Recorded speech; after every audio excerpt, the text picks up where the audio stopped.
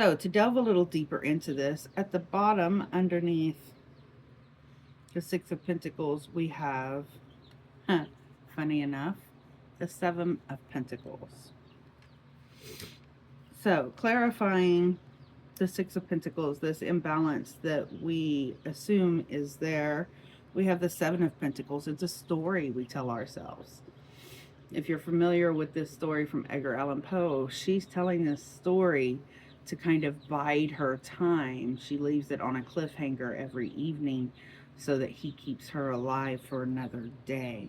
So it's the story we're telling ourselves that's keeping us in this position.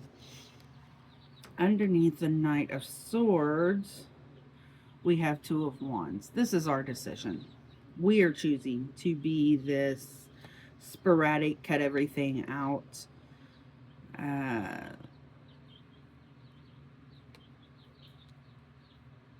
Knight of Swords, this impulsive person that acts quickly on emotion. And underneath the Knight of Pentacles, we have the Nine of Swords in reverse. That way we talk to ourselves. That keeps us up at night worrying about why. That's going to go away. That's going to go away when this Knight of Pentacles comes in, okay? We won't have that worry so much anymore.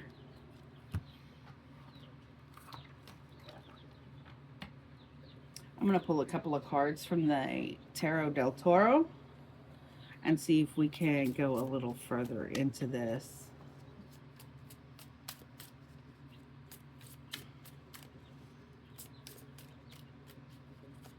What does this Six of Pentacles have to do with?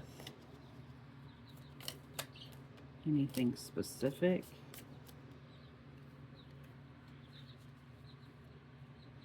The Five of Cups. It's just a general negativity. It's just us choosing to look at that negativity instead of seeing the positive.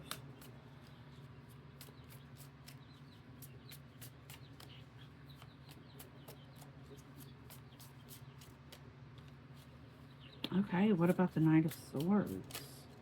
Is there any more specific guidance on how to turn that sucker on his head?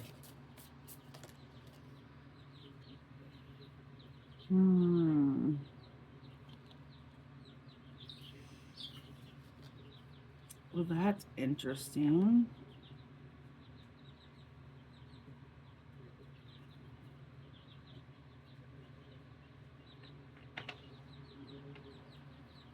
So we got the Nine of Swords there. And as I'm looking at this, I'm realizing what I showed you for the Knight of Pentacles is actually the Nine of Wands, not the Nine of Swords. That's us only, you know, taking care of ourselves, carrying our own things. Not so likely to pick up that of others.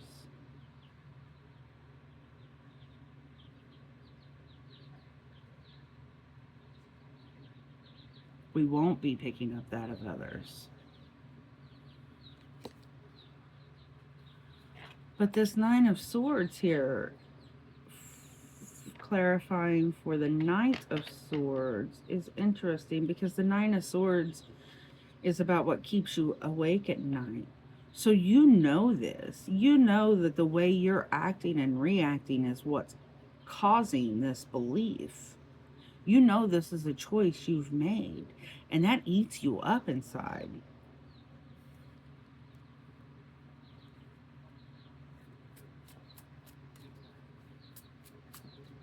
Let's see about this Knight of Pentacles.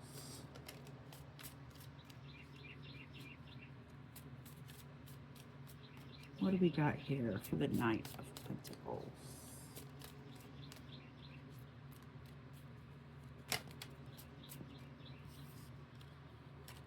That is way too many cards.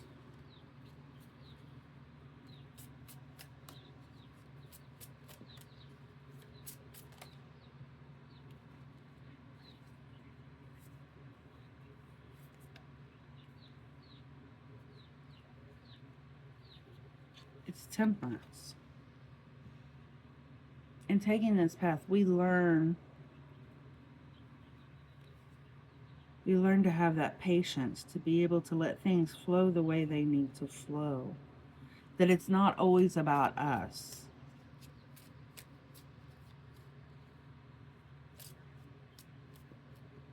It's not always about us.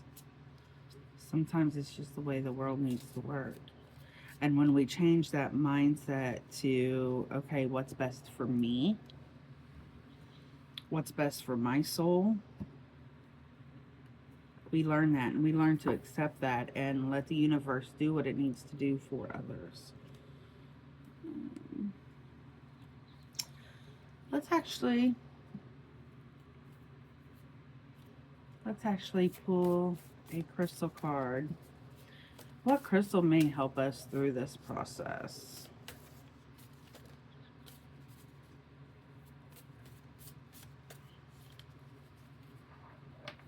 It's trying to all fall out at once. It's almost too big for my hands, which I find rare. I've got such big caveman hands. It's okay. They allow me to do a lot of things.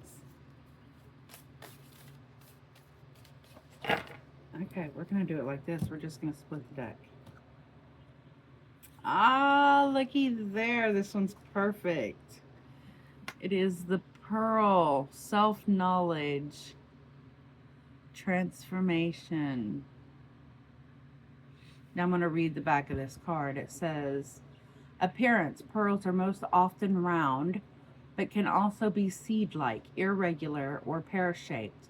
They range in color from white to lavender to green, but all hues are delicate and elusive, with a luminescent sheen. We do have that shine, even if we try to hide it. Associations. Pearls are associated with the month of June and the astrological sign of Cancer, especially lucky when worn on a Monday.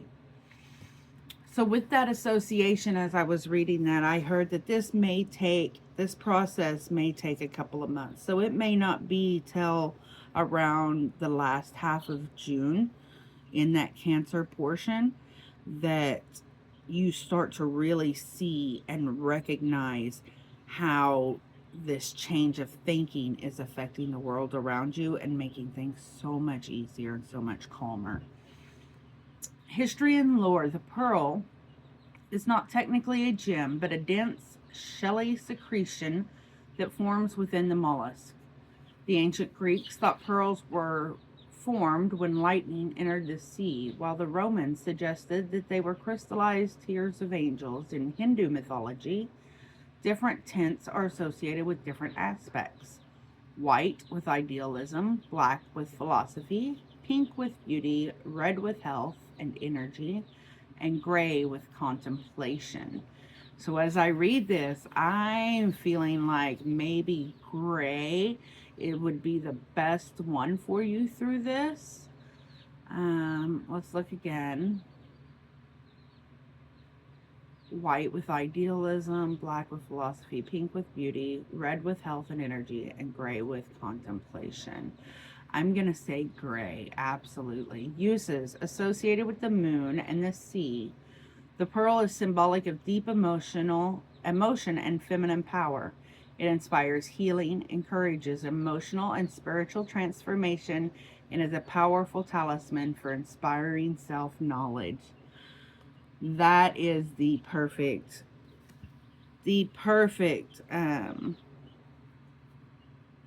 one for this. Absolutely. So if you have access, find yourself a gray pearl. Carry it with you for the next few months.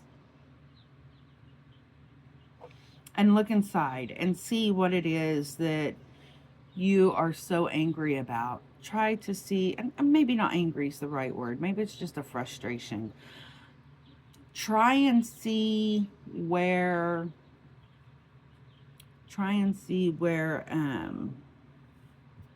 your thoughts may be just a little bit off as far as you not getting back what you put out into the world. try and see where maybe looking at that a different way can help slow things down and help you plan for the future and plan for your soul and plan for your heart and make things so much easier on you. Thank you so much for being here. Love y'all.